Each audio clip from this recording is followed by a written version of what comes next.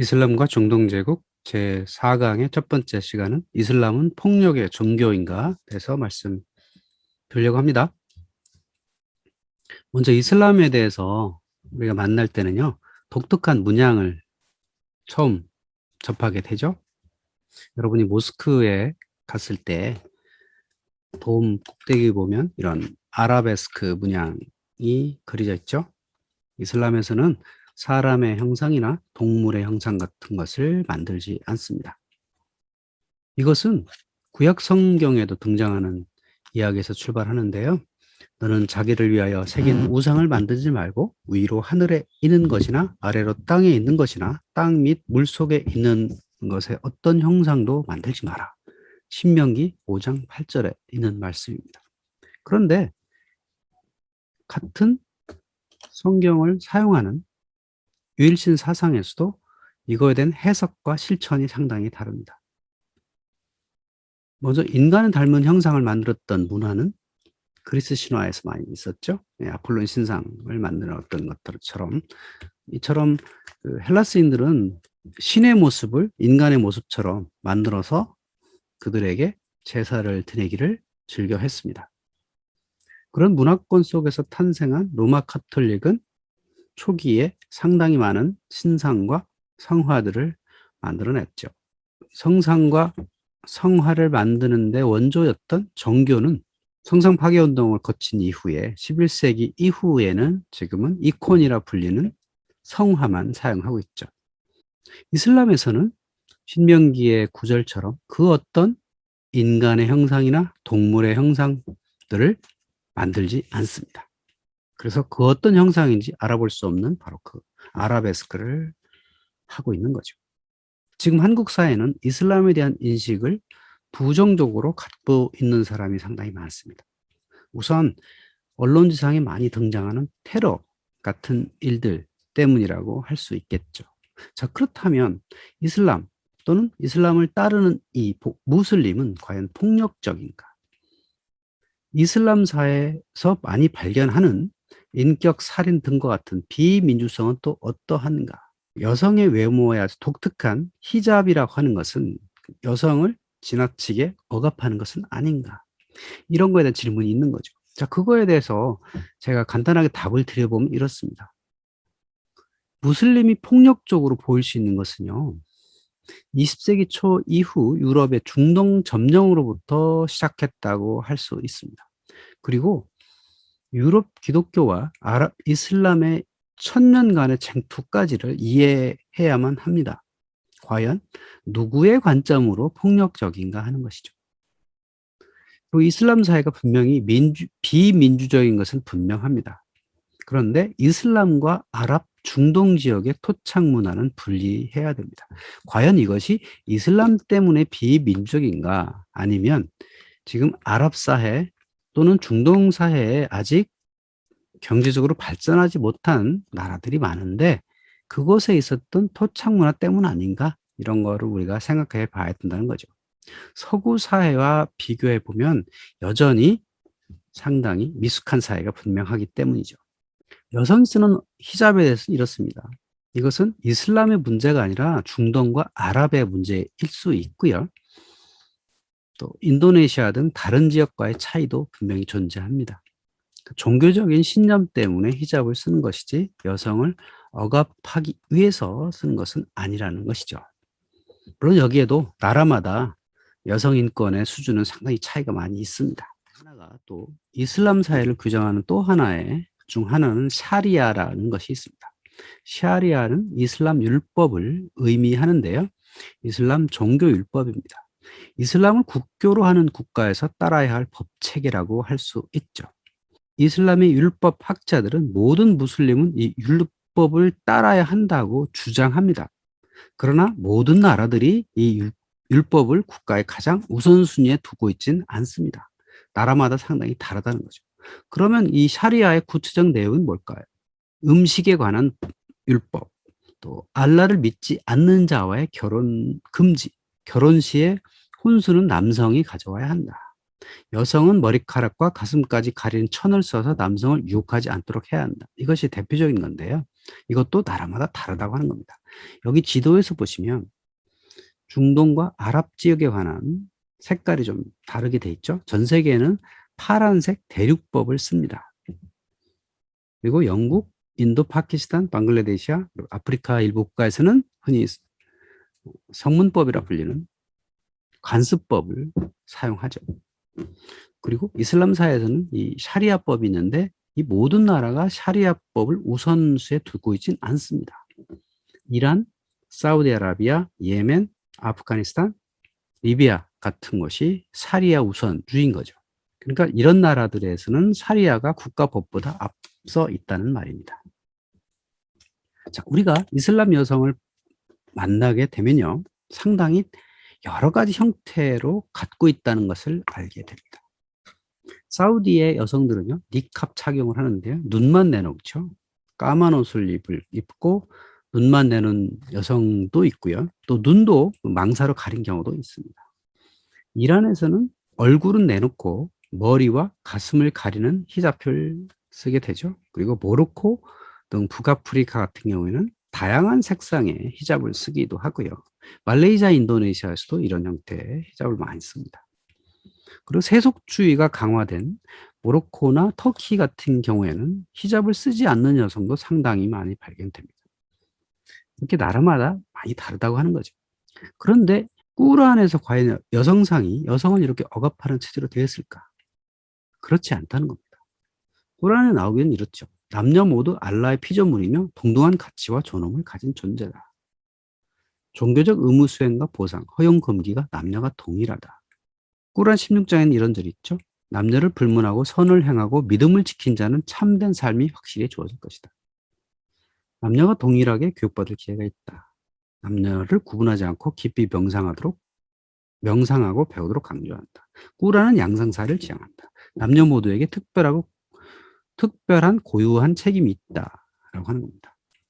물론 꾸란이라는 것은 7세기경의 아랍 지방의 문화를 반영을 합니다. 그러니까 지금 21세기의 기준을 보면 꾸란이 아무리 여성을 상당히 존중하는 상태라 하더라도 여성의 지위가 낮은 건 분명합니다. 그것은 기독교도 마찬가지죠. 구약 성서나 신약 성서에 등장하는 여성의 모습은 상당히 남성에 비해서 낮습니다. 꾸란에서는 일부 다처제를 허용하고 있죠. 4명까지 흔히 아내를 둘 수 있다고 하는데요. 여기에 조건이 있습니다. 이 4명을 공정하게 다루어야 한다는 거죠. 꾸란이 얘기하고 있는 여성의 인권은 21세기의 기준으로 보면 상당히 낮은 건 분명한데 이것이 시대에 따라서 상당히 많이 변해왔고 나라마다 상당히 다르다고 하는 거죠. 그리고 기독교에서도 구약과 신약에 등장하는 여성의 지위는 상당히 낮죠. 그런데 이 기독교 사회에서는 18세기, 19세기를 지나면서 계몽주의 사회가 되었죠. 그리고 여성의 권리가 상당히 많이 높아졌습니다. 그리고 경제적으로 발전을 하면서 여성의 노동력이 필요로 하는 곳에서는 여건이 상당히 많이 신장되었죠. 이슬람 사회에서도 동일합니다. 물론 이슬람 사회는 서구에 비해서 상당히 발전 속도가 늦죠. 그래서 여전히 가부장적 사회, 부계 중심 구조가 많이 남아 있습니다. 이 이슬람 사회도 보면 낙후된 지역은 여전히 가부장적 사회를 유지하고 있죠. 특히 석유가 많이 나는 곳, 예를 들면 사우디아라비아, 바레인, 이라크 같은 경우에는 여성 인권이 여전히 낮습니다. 그 대신 터키나 모로코 같은 경제적 지위가 높아지는 곳에서는 여성의 노동력이 상당히 필요를 하거든요. 이런 경우에는 점차 여성의 사회 참여나 여성 권리가 높아지고 있는 경향이 있다라고 말씀드릴 수 있겠습니다. 그러니까 결국은 경제적 상황이 점점점 좋아지면 여성에 대한 사회적 대우가 점점 높아질 것이다. 이렇게 봐야 할 수 있는 거죠. 자, 그럼 히잡에 대해서 한번 이제 보도록 하죠. 왜 이슬람 여성들에게만 이런 거추장스러운 머리에 쓰는 것들을 하게 할까? 꾸란에서 분명히 히잡을 쓰도록 강요를 하고 있습니다.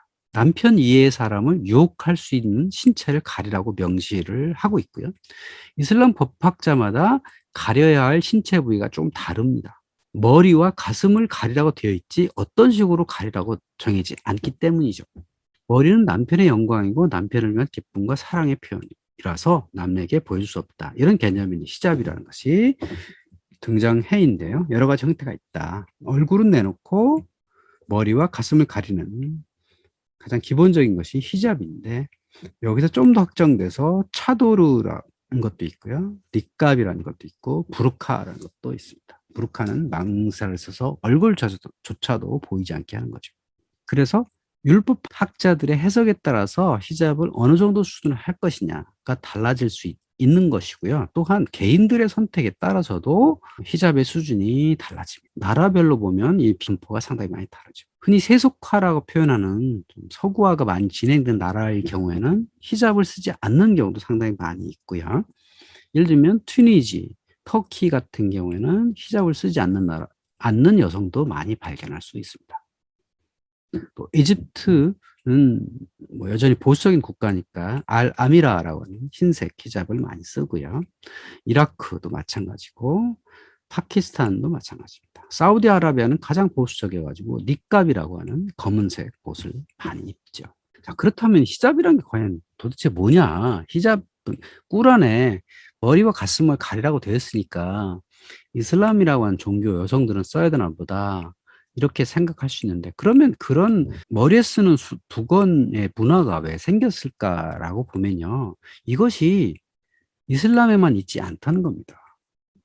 많은 문화권에서 여성들한테 이런 두건 형태의 흔히 베일이라고 부르는 이런 천을 쓰도록 강제하고 있습니다.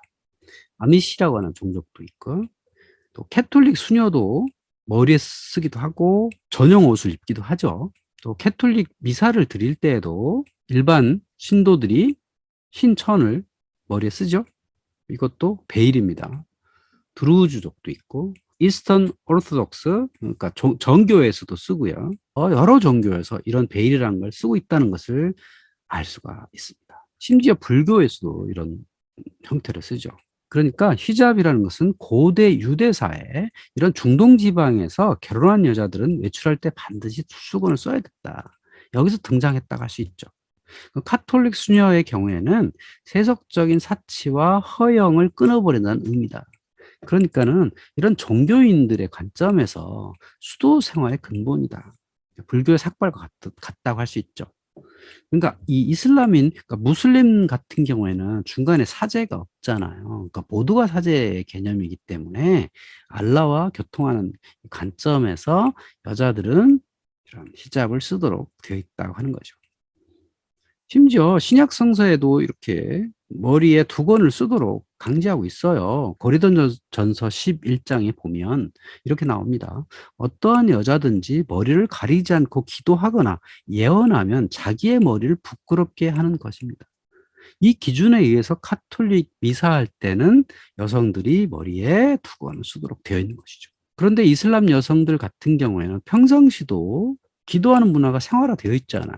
그러니까 기도할 때 또 밖에 나갈 때는 히잡을 쓰는 게 지극히 당연한 거라고 할 수 있겠죠. 심지어 남자들도 많이 씁니다. 어쩌보면 이게 종교 내지는 그 지역의 문화라고도 할 수 있어요. 사우디아라비아 왕자들도 이런 걸 많이 쓰죠. 캐피에라고 하는 거.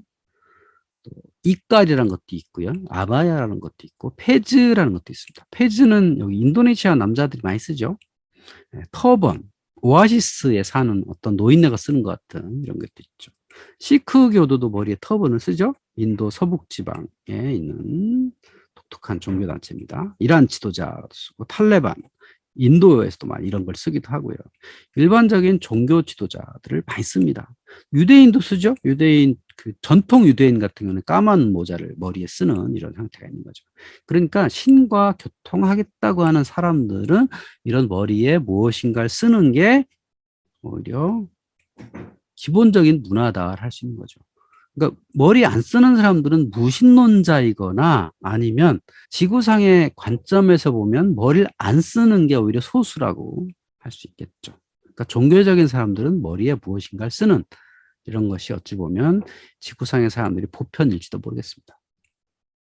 이슬람의 독특한 것 중에 하나가 음식 문화가 있죠. 율법을 지켜야 하는 것 중에 가장 중요한 것 중에 하나라고 할 수 있습니다. 그래서 허용되는 할랄과 허용되지 않는 금지되는 하람이 있죠. 이것은 유대인의 음식 습관인 코쇼에서 유래됐다고 볼 수 있습니다. 그러니까 이슬람이라는 것이 유대교에서 분파 또는 유대교를 참조해서 만들었다고 보여지기 때문에 정결한 음식 먹는 행위도 유대에서 나왔다라고 말해도 틀리진 않겠죠. 에스겔서에는 이런 문장이 있는 거죠. 부정한 음식을 먹는 것은 영혼을 더럽히는 일이다. 그러니까 할랄이라고 하는 걸 통해서 부정하지 않는 음식을 먹는 것, 종교인이라면 상당히 중요한 관점이라고 하는 겁니다. 그런데 이슬람에서는 할랄은 음식료뿐만 아니라 올바른 삶의 방식을 규정하기도 합니다. 식음료, 금융, 보험 서비스, 관광, 제약, 바이오, 사료, 의복, 패션 이런 데서도 정결한 생활 습관 이런 개념이 들어가 있다고 하는 겁니다. 그러니까 식량 생산에 있어서도 경작할 때 비료를 천연적인 걸 쓰도록 하는 거고요. 사육, 도살할 때도 당연히 신에게 기도를 하고 해야 되고요. 유통과정, 포장, 그다음에 거래에 있어서도 정의로운 고려를 해야 된다라고 하는 겁니다. 금융에 있어서는 소비재 자금의 투명성, 이슬람에서 허용하는 산업에 투자한 금융에 이용을 해야 된다. 이런 어떤 정결한 생활이 돼야 된다는 거죠. 가축을 잡을 때도 행복한 조건에서 사육된 가축이어야 하고 가축의 연령, 건강 상태, 임신 여부, 개체수 등까지 고려해서 거기에 합당한 방식으로 가축을 잡아야 한다라고 하는 겁니다. 오늘날 가축을 기르는 방식을 보면 닭이나 돼지, 소 같은 경우에도 아주 좁은 공간에서 이들에게 상당히 학대를 하면서 많이 기르잖아요. 이것이 이슬람에서는 허용되지 않는다는 겁니다. 거기다 또한 그러니까 알코올을 먹으면 안 되잖아요. 그러니까 알코올이 들어가 있는 제품도 안 되는 거고요. 화학 첨가물, 인공 첨가물, 호르몬 첨가물, GMO 제품, 항생제 첨가물 이런 것들을 가급적 배제하는 게 바로 이슬람인들의 습관인 할랄이라고 할 수 있겠죠. 먹어도 되는 음식들은 이제 정해져 있죠. 신의 이름으로 독축되는 것, 고기들. 근데 신의 이름은 어떻게 하냐? 기도를 하고 빨리 죽여가지고 고통을 가장 적게 하는 방식으로 해야 된다. 그리고 피는 부패하기 쉬우로 먹지 않는다. 그리고 선지도 먹지 않습니다. 털과 가죽은 잘 손질해서 자선단체에 기증한다. 축제에 잡은 고기는 3등분하여 나누는 미덕이 있다. 3분의 1은 가난한 자 이웃한테 주고 3분의 1은 공공단체에 기부하고 3분의 1만 가족이 먹는다. 라고 합니다. 아주 어리거나 사고로 죽은 동물은 팔거나 취하지 않는다. 어찌 보면 상당히 공정하고 생명을 존중하는 이런 태도라고 할 수 있죠. 자, 그럼 먹으면 안 되는 음식은 어떤 게 있을까요? 당연히 알코올 음료는 안 되겠죠. 죽은 고기와 돼지고기, 알라 이름으로 잡지 않은 것, 목 졸라 죽이고 때려잡은 것, 떨어뜨려 죽인 것, 서로 싸우다 죽은 것, 다른 야생동물이 먹다 남은 고기, 우상의 제물로 바쳐졌던 고기. 생선 같은 경우에도 비늘이 없는 생선 먹지 않는다. 이런 문화도 있습니다. 예를 들면 오징어 같은 거를 안 먹는다고 하는 거죠. 그러면 돼지고기는 왜 먹지 못하는가? 이거를 이슬람이 아랍 지방 오아시스에서 탄생했다라고 하는 걸 생각해 보면 충분히 합당합니다. 돼지고기는요, 아라비아의 그 오아시스의 생태 환경과 맞지 않기 때문이죠. 그리고 지방질과 병원균이 존재해서 부패하기 쉽고요. 육포도 만들어지기 어렵습니다. 그러니까 보관이 어렵다는 거예요. 인간에게 젖을 제공하지도 않습니다. 배설물을 연료로 쓰지도 못합니다. 이동할 수도 없어요. 그 오아시스에서 오아시스로 이동해서 데리고 다녀야 되는데 소, 양, 염소, 낙타 같은 경우에는 이동이 가능하거든요. 근데 돼지는 이동할 수도 없어요. 그러니까 전쟁 보조 기능도 없어요. 흔히 유목민들은 전쟁으로 나갈 때 낙타, 말, 염소, 양 이런 것도 끌고 가거든요. 필요시에 식량으로 조달하려고. 근데 돼지는 그거를 할 수가 없어요. 그러니까 돼지는 먹지 마라 이렇게 된 게 아닐까라고 해석이 됩니다. 그런데 지역에 따라서 먹는 경우도 있어요. 예를 들면 말레이시아나 인도네시아 같은 경우 기후가 당연히 다르잖아요. 이런 곳에서는 먹기도 합니다. 또 중앙아시아 지역에서도 돼지를 먹는 경우도 있고요. 아프리카 같은 경우도 그렇고. 그러니까 기후적으로 여기서 말하는 먹지 마라라고 그러니까 맞지 않는 경우에는 어느 정도는 허용이 됩니다. 그러니까 공개적으로 돼지고기를 먹어도 된다라고 율법학자들이 말하진 않지만 그 지방에서 그 지방 사람들이 나름대로 어느 정도의 여유를 가지고 먹는다고 하는 겁니다. 그리고 만약에 굶어 죽을 경우에는 먹어도 된다. 이렇게 이야기하고 있습니다.